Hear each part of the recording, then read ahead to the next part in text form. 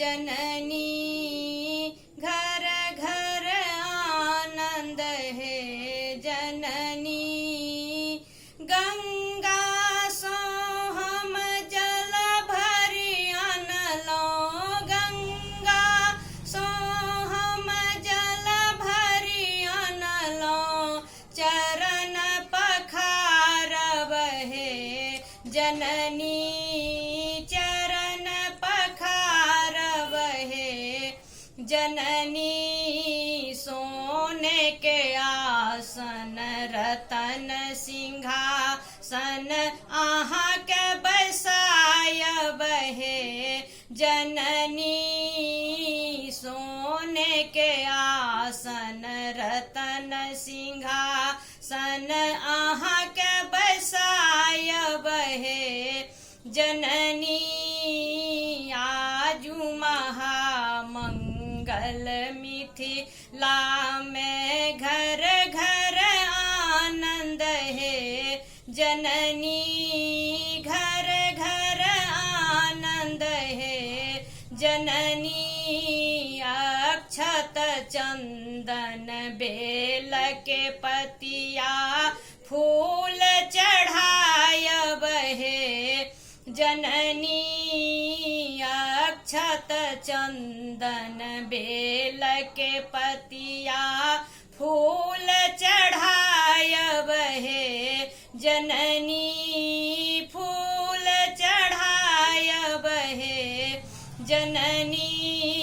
आजू महामंगल मिथिला में घर घर आनंद है जननी। घर घर आनंद है जननी। 56 भोग 3600 व्यंजन आहाँ के जिमायब है जननी।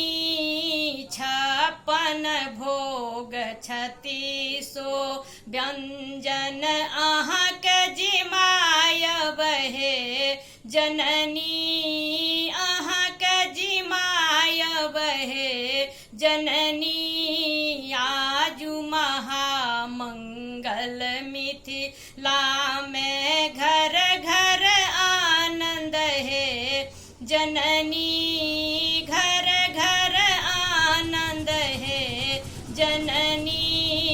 लाले रंग साड़ी लाले रंग चूड़ी चुनरी ओढ़ायब है जननी। चुनरी ओढ़ायब है जननी।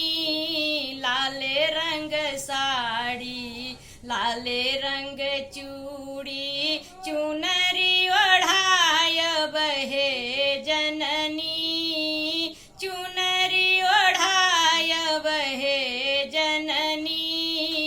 आजू महामंगल मिथिला में घर घर आनंद है जननी। घर घर आनंद है जननी। अगर गुगुल के धूप देखायब दीप जरायब है जननी। अगर गुगुल के धूप देखायब दीप जरायब है जननी। कपूर जलायब है जननी। आजू महामंगल मिथिला में घर घर आनंद है जननी। आजू महामंगल मिथिला में घर घर आनंद है जननी। अरजी लगायब चंवर डोलायब भजन सुनायब है जननी। अरजी लगायब चंवर डोलायब भजन सुनायब है जननी। भजन सुनायब हे जननी आजु महामंगल मिथिला में